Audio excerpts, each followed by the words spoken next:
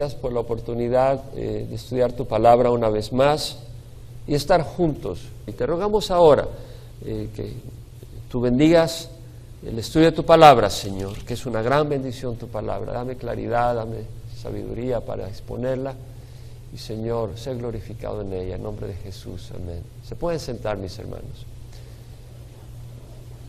Estamos estudiando el libro de Romanos, capítulo 4. Y se recuerdan, Pablo se introduce como siervo de nuestro Señor Jesucristo, llamado a ser apóstol apartado para el Evangelio de Dios. Pablo le escribe a la iglesia de Roma con un propósito, hablar de que va a ir para allá, pero con el propósito de comunicarles el Evangelio de Dios con una gran amplitud lo hace. Y empieza en el versículo 16 del capítulo 1 diciendo, porque no me avergüenzo del Evangelio, porque es el poder de Dios para salvación de todo el que cree, del judío primeramente y también del griego, porque en el Evangelio la justicia de Dios se revela por fe y para fe, como está escrito, el justo por la fe vivirá. Pablo está hablando de que hay una justicia, es decir, no justicia de que Dios nos va a juzgar, sino la justicia, la rectitud que Dios aprueba, no el hombre, sino que es muy superior, la de Dios, la única que Dios aprueba, su estándar, se revela y se muestra, se manifiesta y no es a través de obras, sino es por fe, lo dice en el versículo 16-17. Y luego habla de la ira de Dios, Dios habla de su ira, aparte de la fe. Y luego Pablo nos habla en el capítulo 3, voy a resumir mucho más fácil ahora todo lo que hemos visto, porque ya he estado entrándole y repitiendo varias veces. Pero en el capítulo 3 Pablo habla de que ya ha denunciado que tanto judíos como griegos están todos bajo pecado. Como está escrito, no hay justo ni aun uno. No hay quien entienda, no hay quien busque a Dios, todos se han desviado, aún se han hecho inútiles, no hay quien haga lo bueno, no hay ni siquiera uno. Pablo está diciendo que no hay nadie justo por sí mismo, por sus obras, por cuanto todos pecaron y no alcanzan la gloria de Dios, siendo justificados gratuitamente por su gracia, por medio de la redención que es en Cristo Jesús, como dice en el versículo 23 y 24 del capítulo 3, siendo justificados gratuitamente, siendo declarados justos, gratuitamente por medio, por su gracia, es decir, por su favor, no porque lo merezcamos, no porque lo trabajemos, por medio de la redención, el rescate que es en Cristo Jesús. Y luego Pablo dice en el versículo 30, el cual justificará en virtud de la fe a los circuncisos y por medio de la fe a los incircuncisos, es decir, ya sea que seas de la religión judía y observes la ley, o seas gentil y que nunca has oído la ley, cuando oyes la palabra de Dios y crees, eres justificado por la fe. Es lo que dice Pablo. Y en el capítulo 4 habla de Abraham, para que no piense la gente que Pablo está siendo inconsistente. No, vamos a hablar de Abraham, dice. Y dice, vamos a leer rápidamente, ¿qué diremos entonces que halló Abraham nuestro padre según la carne? Es decir, nuestro padre según la carne. Aquí le está hablando a los judíos. Abraham, nuestro padre según la carne. Y le dice, si Abraham fue justificado por las obras, es decir, si Abraham fue declarado justo por sus obras, y para ser declarado justo por tus obras, quiere decir que todas tus obras tienen que ser perfectas y rectas. Pablo dice, si Abraham fue justificado por las obras, tiene que jactarse, pero no para con Dios, porque a Dios nadie lo engaña. Y Abraham no podía impresionar a Dios con sus obras, porque ¿qué dice la Escritura? Y creyó Abraham a Dios y le fue contado por justicia. Y aquí está haciendo referencia a ese pasaje en el capítulo 15 de Génesis, donde Abraham, después de haber rescatado a su sobrino Lot, porque los reyes de Elam, de Sinar, de la zona de Mesopotamia, habían entrado a atacar a los reyes de Sodoma, de Gomorra, de Adma, Seboín y Zoar, y los habían vencido y habían llevado cautivo a Lot, que vivía por Sodoma y Gomorra. Entonces Abraham tuvo que correr con 318 hombres armados de su grupo y rescató a Lot. Entonces tenía miedo que estos reyes de Mesopotamia iban a tener represalias contra él, y él tiene miedo, y el Señor le dice, no temas, Abraham, yo soy un escudo para ti, y tu recompensa será muy grande. Y Abraham dice, pero Señor, le dice, si no me has dado hijos, no tengo hijos, el heredero mío es uno nacido en mi casa, Eliezer, de Damasco, un siervo. Y el Señor le dice, no, tu heredero no será él, sino que será uno nacido de tus entrañas. Y la saca afuera y le dice, mira las estrellas del cielo, si se pueden contar, así será tu descendencia. Y Abraham creyó y Dios se lo contó, se lo consideró como justicia. Entonces vemos que Abraham simplemente creyó la promesa de Dios y Dios lo declaró justo. Ahora bien, al que trabaja el salario no se le cuenta como favor, sino como deuda, vimos. Es decir, si tú trabajas, al fin del mes dice, bueno, dame mi salario, dame lo que me debes, es una deuda, me debes tanto. Pero acá estamos viendo de que no es una deuda, va a ser que no trabaja, pero cree en aquel que justifica al impío. Pablo nos dice, todos somos impíos, somos gente que hemos ofendido al Señor, pero si venimos en fe, Él nos justifica y su fe se le cuenta por justicia. Y luego habla de David, como también habla David de la bendición que viene sobre el hombre a quien Dios atribuye justicia aparte de las obras. Y dice, por ejemplo, en el versículo 8, bienaventurado el hombre cuyo pecado el Señor no tomará en cuenta. Versículo 7, bienaventurado aquellos cuyas iniquidades han sido perdonadas y cuyos pecados han sido cubiertos. Entonces, habla del ejemplo de David, donde David habla de la justicia que es aparte de las obras. Porque no está diciendo bienaventurado el hombre que es perfecto en sus obras, sino que David está diciendo bienaventurado el hombre cuyo pecado el Señor no toma en cuenta. Es decir, tiene que haber una justicia que es aparte de las obras. Y luego Pablo habla en los versículos 10 al 12 cómo Dios le dio la señal de la circuncisión, el sello de la circuncisión a Abraham después de haberlo declarado justo. Abraham fue declarado justo cuando tenía como 85 años de edad, cuando se le apareció el Señor, pero posteriormente, 14 años, cuando Abraham tiene ahí 99 años, se le aparece el Señor, le da el rito de la circuncisión. Y eso es pues 14 años después. Entonces dice el Señor, Pablo dice, obviamente inspirado por el Señor, de que Abraham fue declarado justo antes de la circuncisión y Dios lo hizo así para que él sea padre tanto de los que no son de la circuncisión como de los que son de la circuncisión. Y de los que son de la circuncisión es padre no solo biológico, sino realmente es padre de ellos en el sentido de si ellos caminan el camino de fe en el que caminaba Abraham. Pero si no caminan en el camino de fe que caminaba Abraham, realmente no es padre de ellos, es padre biológico, pero no realmente espiritual. Ahora, entendamos que la palabra padre acá no se aplica en el sentido de que toma el puesto de Dios, me explico, sino que está diciendo como cuando tienes a alguien que es un pintor maravilloso y establece una nueva escuela de pintura, él es el padre de la escuela de tal escuela de pintura, o él es un padre en el tenis, como quien dice, un maestro. Y Pablo habla de Abraham en ese sentido porque realmente él estableció con su ejemplo la manera que le agrada al Señor, la manera de la fe, y mostró esa fe tremenda a punto de sacrificar a su propio hijo Isaac porque el Señor se lo había pedido y él creía de que Dios mismo lo podía resucitar de la muerte porque Dios ya le había prometido descendencia a través de Isaac.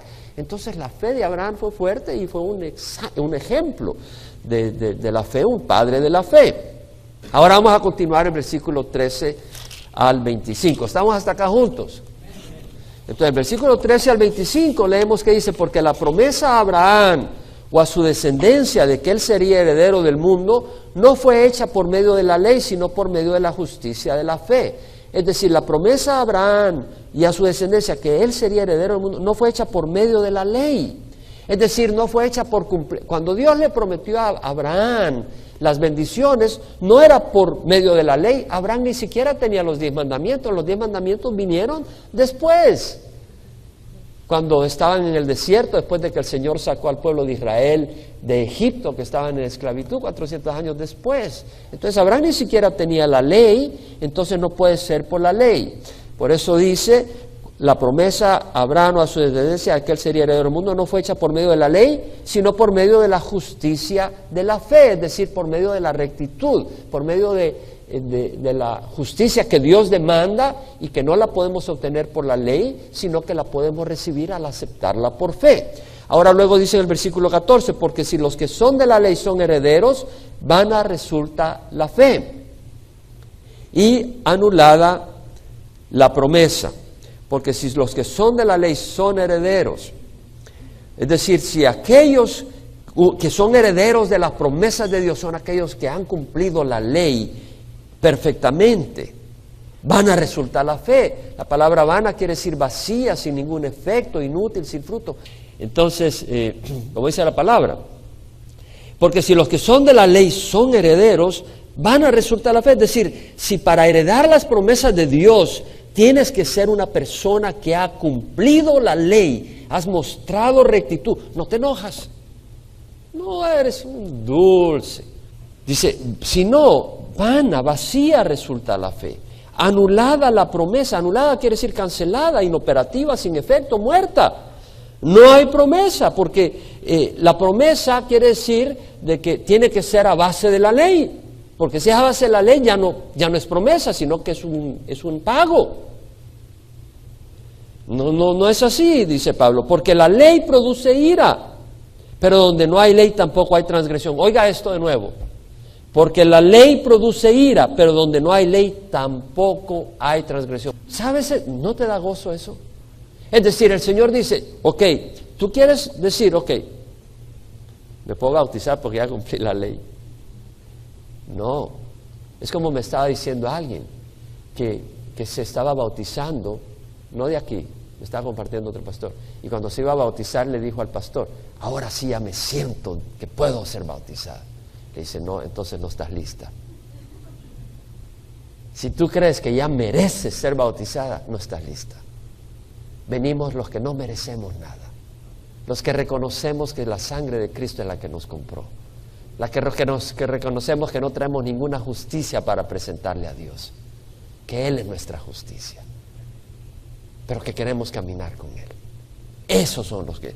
Entonces, vemos acá, la ira de Dios produce ira, la ley produce ira, pero donde no hay ley, tampoco hay transgresión. No hay transgresión a los ojos de Dios, porque ya no es por la ley, sino que es por la fe. Ya no somos medidos por la ley, sino por la fe. Y si no tenemos fe, vamos a ser medidos por la ley. ¿Qué quiere ser medido? ¿Por la fe o por la ley? Y si vas a ser medido por la fe, entonces vas a ser medido por el sacrificio de Jesús en la cruz y por su sangre. Gloria a Dios, bien dicho, mi hermano. Entonces, ve Romanos 4:8. Bienaventurado el hombre cuyo pecado el Señor no tomará en cuenta. Y no lo toma en cuenta al venir por la fe. Entonces quiere decir de que tú hoy te levantaste como que habías comido cucarachas, ¿verdad? Te levantaste como que apateaste la cola del gato y te arañó. Y vienes ahí todo aruñado. Y así como, ¿verdad? Dios te acepta. Estás igual con la justicia de Jesús. Eso es lo que dice 2 Corintios. Dios estaba en Cristo reconciliando al mundo consigo mismo, no tomando en cuenta a los hombres sus transgresiones. Y nos ha dado a nosotros el mensaje de reconciliación. Por tanto, somos embajadores de Cristo, y como si Dios rogara por medio de nosotros en nombre de Cristo, rogamos reconciliados con Dios. Aquel que nos conoció pecado, Dios le hizo pecado para que nosotros fuéramos la justicia de Dios en él. Tener la justicia de Dios. ¿Y sabes lo que hace a mí cuando yo pienso en eso de Dios? Me hace recordar lo que dice Pablo en Romanos 2:4. Tienes en poco las riquezas de su bondad, tolerancia y paciencia, ignorando que la bondad de Dios te guía al arrepentimiento. Cuando yo veo la gracia de Dios, la misericordia de Dios, digo, Señor, eres tan bondadoso que no te quiero ofender, no porque me voy a ir al infierno, porque tu sangre paga por mis pecados. No te quiero ofender porque eres tan maravilloso, ¿por qué te voy a ofender? Vemos la diferencia. Hay una gran diferencia. Entonces vemos acá que Pablo dice en el versículo 16, por eso es por fe, para que esté de acuerdo con la gracia, con el favor inmerecedero, a fin de que la promesa sea firme para toda la posteridad. La palabra firme quiere decir segura, estable, que no se cae, que permanece. A fin de que la promesa sea firme para toda la posteridad, es decir, que la promesa es por fe y es la única manera que nadie en el pasado, presente y futuro puede recibir la promesa.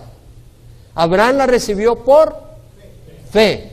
David la recibió por fe. No fue por sus obras y mató al esposo de Betsabé, cometió adulterio, mintió. David la recibió ¿por qué? Aparte de las obras, por fe. Pablo la recibió por fe. ¿Y tú cómo la vas a recibir? Por obras. Caramba, inventaste un nuevo método. Ojalá te funcione con Dios. ¿Me explico? La recibimos por fe. Entonces sigue la palabra del Señor. No solo a los que son de la ley, es decir, la promesa, por fe, no solo a los que son de la ley, sino también a los que son de la fe de Abraham, el cual es padre de todos nosotros, es decir, de todos, judíos y gentiles. Padre no necesariamente biológico, pero padre como el líder de ese gremio, de los gremios del grupo, del clan, de los que somos de la fe. Amén, lo que está diciendo. Como está escrito, te he hecho padre de muchas naciones. Eso lo vemos en Génesis 17, 5, 6, que le dice el Señor a Abraham, ya no te llamarás Abraham, sino te llamarás Abraham, porque, dice en el capítulo 17, versículos 5 y 6, porque yo te haré padre de multitud de naciones, te haré fecundo en gran manera y de ti haré naciones y de ti saldrán reyes. Y sabemos que cuando el Señor le dice esto a Abraham, ya había nacido Ismael y de ahí iban a venir reinos, y luego de Isaac vendría Jacob y Esaú. De Esaú tenemos los edomitas, el reino de Edom, pero después de Jacob el reino de Israel. De ti nacerán reyes y de ti haré naciones. Pero acá lo está poniendo en otro contexto, en el contexto de los mexicanos cristianos, los salvadoreños cristianos, los peruanos cristianos, me explico, naciones cristianas, grupos cristianos, no de denominación, pero personas que son de distintas razas y naciones que han recibido a Jesús y han pasado a ser hijos, es decir, seguidores del Maestro, que fue Abraham, en cuanto a padre de la fe me estoy refiriendo, ¿verdad? No del gran Maestro nuestro Señor Jesucristo, pero siguiendo a estos siervos, Abraham, que fue el padre de la fe, por eso es mencionado como padre de la fe. Ahora, ¿estamos claros? Adelante de aquel en quien creyó, es decir, Dios que da vida a los muertos y llama las cosas que no son como si fuera, él creyó en esperanza contra esperanza. Delante de aquel en quien creyó. Veamos esto. Delante de aquel en quien creyó, es decir, Dios, que da vida a los muertos y llama las cosas que no son como si fueran. Es decir, muchas personas dicen, yo creo en Dios, pero no le crees a Dios. Y hay una diferencia, porque si tú le crees a Dios, si alguien te dice, oye, he encontrado un tesoro, dice que son como 100 libras de oro, y me ayuda, vamos a excavarlo. No, es que quedé de ir con un amigo a ver una película. Quiere decir que no te creyó, porque 100 libras de oro tú sales corriendo a escarbar y a buscarlo. Entonces, si tú no sigues del Señor es porque realmente no has creído. Crees que existe Dios, pero no has creído sus promesas. No has creído en la resurrección, no has creído en el infierno, en el cielo y todas las promesas de Dios. Hay que creer sus palabras, sus promesas, no solo de labios, sino de corazón, y ver ese resultado. Empiezas a caminar en esa dirección. Por eso dice, delante de aquel en quien cree, es decir, Dios, que da vida a los muertos y llama las cosas que no son como si fueran. Esto es importante. Abraham creyó a aquel que da vida a los muertos. Dios va a resucitar a los muertos. Y a los en Cristo, al cuerpo, a los que hemos fallecido en Cristo o fallezcamos en Cristo, seremos resucitados en un cuerpo glorioso como el de Jesucristo. ¿Puedes creerlo o no creerlo? Pero tienes que entender que Abraham tenía una imposibilidad para creerle a Dios, pero para él no fue imposibilidad para Abraham. Porque si vas a Génesis 17 leemos que cuando tiene Abraham 99 años ya para cumplir los 100, ve conmigo a Génesis 17, versículo 15 al 9. Dios dijo a Abraham, a Sarai tu mujer no la llamarás Sarai, sino que Sara será su nombre, que quiere decir princesa, y la bendeciré, y de cierto te daré un hijo por medio de ella. Sara había sido estéril toda la vida y tenía 90 años. Imagínate una anciana de 90 años va a tener un bebé. Imagínate que una anciana viene al Señor y le dice, vas a tener un bebé.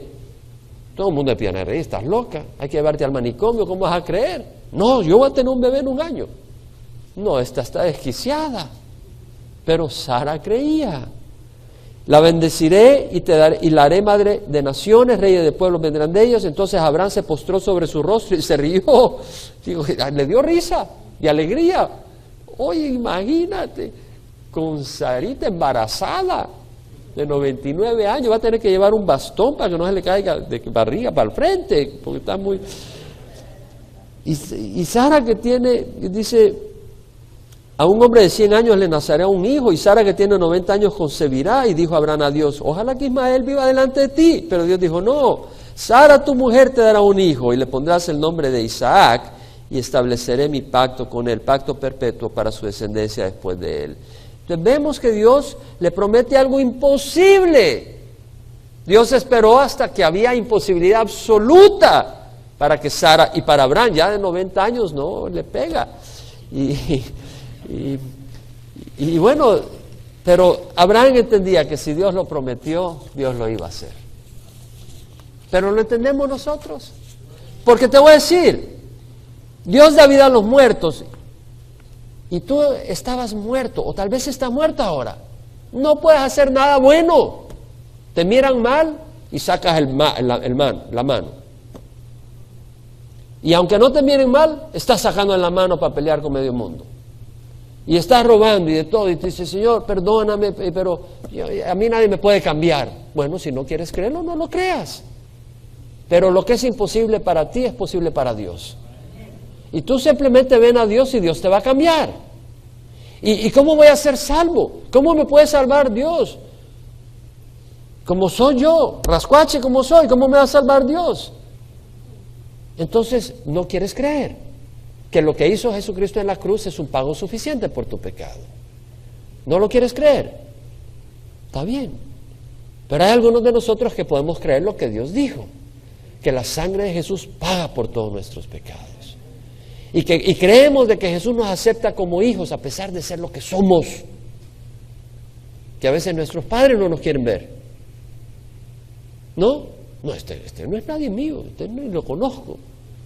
Pero Dios no. Si tú vienes a Él, todo lo que el Padre me da vendrá a mí. El que viene a mí de ninguna manera lo echaré afuera, dice la palabra. Entonces vemos que dice el Señor, que Él creyó en esperanza, contra esperanza. No había esperanza que Sara tuviera un bebé. No había esperanza que Abraham pudiera procrear, pero él creyó, tuvo esperanza, a fin de llegar a ser padre de muchas naciones, no solo biológicas, pero también en el sentido espiritual. Conforme a lo que se le había dicho, así será tu descendencia. Y sin debilitarse en la fe, mira bien, sin debilitarse en la fe, contempló su propio cuerpo que ya estaba como muerto, pues tenía como 100 años y la esterilidad de la matriz de Sara. Sin embargo, respecto a la promesa de Dios, Abraham no titubeó con incredulidad, sino que se fortaleció en fe dando gloria a Dios. Sin embargo, respecto a la promesa de Dios, Abraham no titubeó con incredulidad. ¿Titubeas tú con incredulidad hoy en día? ¿Titubeas con incredulidad? La incredulidad resulta en que caminemos deprimidos por no creer que Dios me ama personalmente y tiene un buen plan para mí. ¿Cierto o no? No, son incrédulos. La incredulidad resalta, si caminamos deprimidos, la incredulidad resulta en que caminamos deprimidos porque no creemos que Dios nos ama personalmente. Dios ama a medio mundo, pero a mí personalmente yo no puedo entender eso. No, pues andas deprimido. Dios tiene un buen plan para ti. Sí, ese es un versículo, hay una fórmula, pero para mí eso no. La incredulidad resulta en que caminemos derrotados porque no creemos que Dios es suficiente para toda circunstancia. ¿Alguien puede decir amén? ¿Verdad? A veces tenemos retos y ya nos afligimos y ya andamos derrotados en vez de dar el paso de fe. Andamos derrotados y huimos de la batalla espiritual porque la medimos con las limitaciones naturales y nos vemos incapacitados de sobreponerlas. La incredulidad resulta en que sigamos nuestro propio camino y no el que Dios haya trazado para mi vida. ¿Por qué seguir el camino de Dios si Dios no tiene un camino personal para mí o un camino bueno? ¿No? La incredulidad. No vas a seguir el camino de Dios. La incredulidad resulta en desobediencia a Dios. ¿Por qué seguir a un Dios que solo es justicia y que de todas maneras al final me va a condenar? Comamos y bebamos que mañana morimos de todas maneras. La incredulidad resulta en desobediencia a Dios. La incredulidad resulta en falta de oración. ¿Por qué orar si Dios no escucha ni valgo para Él? Estoy hablando la manera de pensar de un incrédulo, aunque no lo diga, eso es lo que está pasando en su mente. La incredulidad resulta en falta de interés en la palabra de Dios. ¿Por qué invertir tiempo en palabras vacías? La incredulidad resulta en aventarnos al lodo por no creer en el cielo prometido. La incredulidad resulta en que no recibes ricas bendiciones de Dios en este mundo o el futuro, porque ¿por qué vas a buscar o pedirlas si Dios no te las va a dar de todas maneras? La manera que piensa el corazón de muchos. La incredulidad resulta en una vida estéril sin fruto, porque si no creemos no vamos a permanecer en la vida. La incredulidad resulta en falta de interés en servir a Dios y a otros. ¿Por qué dedicar la vida a otros para nada? Sí, al fin y al cabo, sirva a Dios o no sirva, es la misma cosa. No es que sea así, pero es el corazón de muchos, piensan así en su corazón. La incredulidad resulta en la muerte eterna, en una condenación eterna en el infierno, porque el Evangelio se basa en la justicia que se recibe por creer, no por obras. Y si no creo, ¿sigo en qué? En mis pecados. Y estoy condenado por incredulidad. Mira Hebreos 3. Libro de Hebreos capítulo 3. Versículo 12, tened cuidado, hermanos, no sea que alguno de vosotros haya un corazón malo de incredulidad para apartarse del Dios vivo. Versículo 16, 19, porque quienes habiendo oído lo provocaron, ¿acaso no fueron todos los que salieron de Egipto guiados por Moisés? ¿Y con quién se disgustó por 40 años? ¿No fue con aquellos que pecaron, cuyos cuerpos cayeron en el desierto? ¿Y a quienes juró que no entrarían en su reposo, sino a los que fueron desobedientes? Vemos pues que no pudieron entrar a causa de su incredulidad. El pueblo de Israel salió de Egipto, pero no creían que Dios les iba a dar la tierra prometida, creían que los gigantes que vivían ahí los iban a matar y iban a ser derrotados. No creyeron la promesa de Dios, se querían regresar. Y Dios los dejó que murieran en el desierto, por incredulidad. Y el versículo 10 del capítulo 4 dice, pues el que ha entrado a su reposo, él mismo ha reposado de sus obras, como Dios reposó de las suyas. El capítulo 4 de Hebreos, Pablo, no necesariamente es Pablo el autor, habla de que Dios el séptimo día reposó, no quiere decir que estaba cansado, pero cesó de la obra que había hecho en 6 días de la creación. Y de la misma manera, nosotros podemos entrar al reposo del Señor. No necesariamente que nosotros estuvimos ayudándole al Señor en la creación, pero nosotros hemos estado basando nuestra salvación en las obras y dice el Señor, entra a mi reposo. Deja ya de depender de tus obras para considerar la aceptación de Dios. ¿Me explico?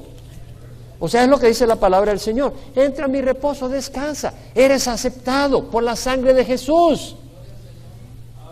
Y Dios va a hacer la obra en nuestras vidas. No sé dónde tú estás, pero estamos mugrosos, esto y el otro, pero el Señor va a ir haciendo la obra. El Señor ha prometido. El Señor ha prometido. Entonces vemos lo que hace Abraham. Sin embargo, respecto a la promesa de Dios, Abraham no titubeó con incredulidad, sino que se fortaleció en fe, dando gloria a Dios. Como dijo alguien, gloria a Dios. Dando gloria a Dios. O sea, el que dijo gloria a Dios es porque creyó. ¿Y qué fue lo que esa fe le hace expresar? Gloria a Dios. ¿Verdad? Porque dices, la verdad es que yo no la hago. Y qué bonita esa noticia. Y la creo. Gloria a Dios. ¿Ves? Y estando plenamente convencido de que lo que Dios había prometido, poderoso era también para cumplirlo, por lo cual también su fe le fue contada por justicia. La palabra poderoso, dunatos, una de las raíces es la misma que se usa para dinamita, capaz, poderoso, fuerte. ¿Cuánto poder tiene Dios? ¿Cuánto conocimiento? ¿Estará limitado? ¿Será que necesita sabiduría para saber cuánta influencia sobre el mundo? Hizo el universo en 6 días, sostiene todas las cosas por su poder. Dice Jeremías 32:27, aquí yo soy Jehová, el Dios de toda la carne. ¿Habrá algo imposible para mí? Para Dios no hay nada imposible. Cuando el joven rico se le hizo para atrás porque el Señor le dijo que dejara todas las cosas, y hubo la interacción con los apóstoles le dijeron, ¿y entonces quién se va a salvar? El Señor le dijo, lo que es imposible para los hombres es posible para Dios. Nadie de nosotros se pudiera salvar, nadie, pero Dios nos salvó por fe, si aceptamos lo que Él ha hecho. Y luego Dios no solo nos salvó, nos va a quitar las espinas, como el que agarra el pez, ¿verdad? Lo agarra y después le quita los huesitos. Entonces Dios nos salva y luego está trabajando en nosotros. En algunos de nosotros es más lento, porque somos testarudos, cabeza dura. En otros es un poco más rápido, pero ahí está el Señor trabajando. Y vemos acá que dice, por lo cual también su fe le fue contada por justicia. 3 veces sale eso en Romanos 4:3, Romanos 4:9, Romanos 4:21. Ahora, no es una fe abstracta. Algunos dicen, hay que tener fe. ¿Fe en qué? ¿Sí me explico? O sea, fe. Bueno, tú puedes tener fe en Mahoma, tú puedes tener fe en Buda, tú puedes tener fe, pero de eso no está hablando. O algunos tienen fe en la fe. Yo tengo fe. ¿Tú estás teniendo fe en tu fe? No, yo estoy teniendo fe en Dios. ¿Me explico? No es la fe en la fe, no es una fe abstracta. Abraham creyó específicamente la promesa de Dios, que iba a salir un hijo de sus entrañas y su descendencia iba a ser como las estrellas. Él lo creyó, esa promesa. Y nosotros creemos que Cristo murió por nuestros pecados, resucitó y viene pronto por nosotros. Y luego dice, y no solo fue por él escrito, que le fue contado, sino también por nosotros, a quienes será contada los que creen en aquel que levantó de los muertos a Jesús nuestro Señor, el cual fue entregado por causa de nuestras transgresiones y resucitado por causa de nuestra justificación. ¿Estamos ahí? El cual fue entregado por causa de nuestras transgresiones y resucitado por causa de nuestra justificación. Mira lo que dice, fue entregado por causa de nuestras transgresiones. Jesús fue entregado. No fue un accidente que lo llevaron a la cruz. Dios lo entregó como un sacrificio para la muerte. Y eso lo podemos leer, pero acuérdate de que había necesidad de un cordero, como nosotros, no una oveja, no un carnero, sino uno como nosotros que tuviera la función de víctima para pagar por nuestros pecados, porque ya leímos en alguna ocasión Ezequiel 18:4-9, que dice, aquí todas las almas mías son, tanto el alma del Padre como el alma del Hijo mías son, el alma que peque, esa morirá. El alma que peque, todos hemos pecado. Pero el hombre que es justo y practica el derecho y la justicia, que anda en mis estatutos, mis ordenanzas, obrando fielmente, ese es justo, ciertamente vivirá, declara el Señor Jehová. Nadie es justo 100%, entonces todos morimos. La condenación, entonces tiene que haber un sacrificio. Y en Levítico 16:1-31, no lo vamos a leer ahora, pero lo quiero mencionar, pero usted puede hacer su tarea posteriormente. Leemos los sacrificios en el día de expiación. El sumo sacerdote ofrecía sacrificios el día de expiación. Hacía sacrificios por sí mismo. Agarraba un novillo y lo sacrificaba como ofrenda por el pecado, por su pecado. Y también agarraba un carnero como holocausto. Y luego también el pueblo daba 2 machos cabríos y un carnero. De los 2 machos cabríos tiraban suerte y uno de ellos era sacrificado como ofrenda por el pecado del pueblo. Y el carnero como holocausto, y el otro cabro era el azael o chivo expiatorio. El sumo sacerdote declaraba todos los pecados de la congregación sobre el chivo expiatorio, y el chivo expiatorio huía al desierto llevándose los pecados de la gente. Entonces, cuando agarraban la sangre de estas del novillo, cuando agarraban la sangre del macho cabrío, entraba el sumo sacerdote al lugar santísimo, que solo podía entrar una vez al año a través del sacrificio, y rociaba 7 veces el propiciatorio donde estaban los 10 mandamientos, estaba el arca del testimonio, y adentro los 10 mandamientos y el propiciatorio, que era una cubierta con los querubines de oro, y ahí se manifestaba el Señor. Entonces venía y rociaba con sangre, y también rociaba los cuernos del altar de incienso, y entonces purificaba, aplacaba la ira de Dios, el sacrificio de estos animales expiatorios, y también purificaba el tabernáculo, esta sangre, porque habitaba este tabernáculo en medio de un pueblo inmundo. El Señor Jesucristo vino a ser el sacrificio final que satisface todo ese requerimiento de la ley.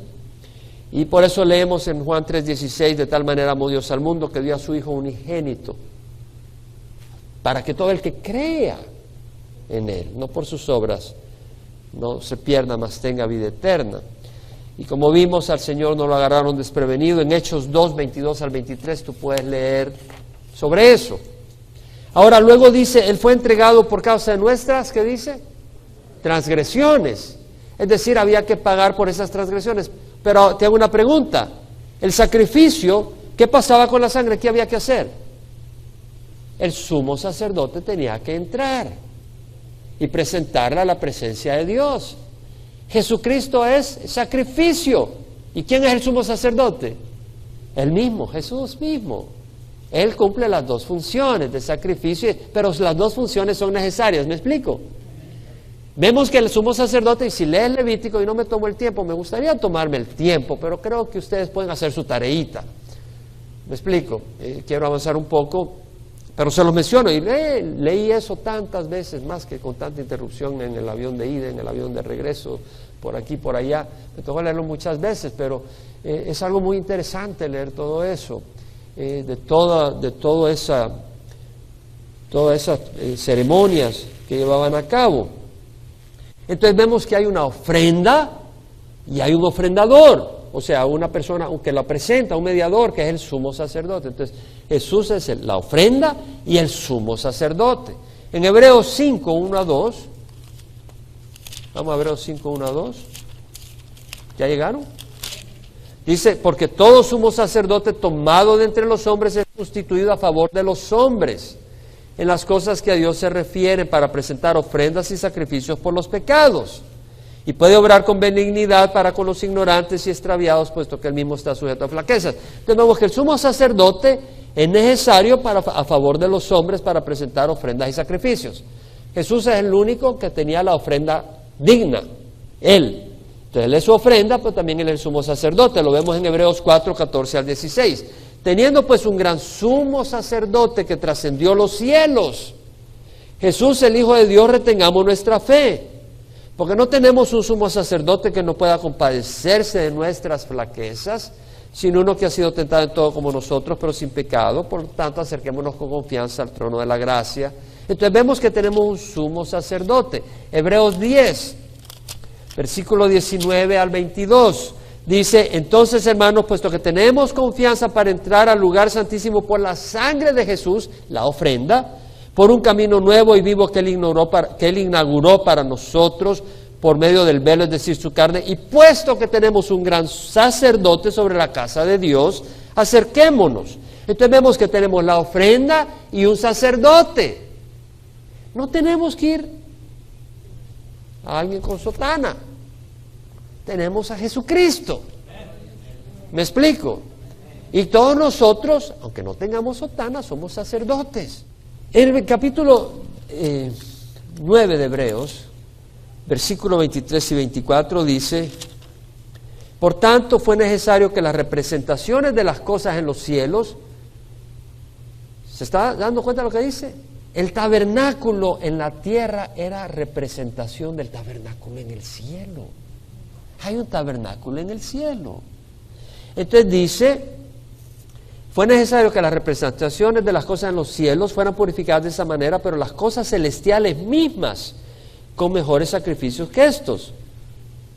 Porque Cristo no entró a un lugar santo hecho por manos, una representación del verdadero, sino en el cielo mismo para presentarse ahora en la presencia de Dios por nosotros. Es decir, el sacrificio era su sangre y Jesús llevó sangre al cielo para purificar el tabernáculo celestial, su sangre. ¿Lo leemos que está diciendo eso? ¿O no lo leyeron? Es lo que dice, ¿no dice eso? Porque Cristo no entró en un lugar santo hecho por manos, una representación del verdadero. El versículo 23, fue necesario que las representaciones de las cosas en los cielos fueran purificadas de esta manera. Es con la sangre de Jesús. Y Hebreos 7:25, por lo cual Él también es poderoso para salvar para siempre, es decir, completamente, a los que por medio de Él, Jesús, se acercan a Dios, puesto que vive perpetuamente para interceder por ellos. Tenemos la ofrenda y tenemos el sumo sacerdote que está intercediendo por nosotros. Y en Hebreos 8, 1 a 2, ahora bien, el punto principal de lo que se ha dicho es este: tenemos tal sumo sacerdote, el cual se ha sentado a la diestra del trono de la majestad en los cielos. ¿Qué dice que ha hecho el sumo sacerdote? Se ha sentado. Váyase al capítulo 10 y regrese después al 8, 10, 11 a 12. Que dice, ciertamente todo sacerdote está de pie día tras día ministrando y ofreciendo muchas veces los mismos sacrificios que nunca pueden quitar los pecados. Pero Él, habiendo ofrecido un solo sacrificio por los pecados para siempre, ¿qué pasó? Se sentó a la diestra de Dios. Ya no hay más sacrificio que ofrecer.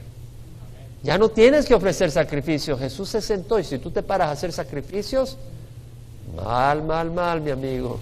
Mal, no lo va a ver bien Dios. ¿Sí me entiendes? Él ya pagó por tus pecados.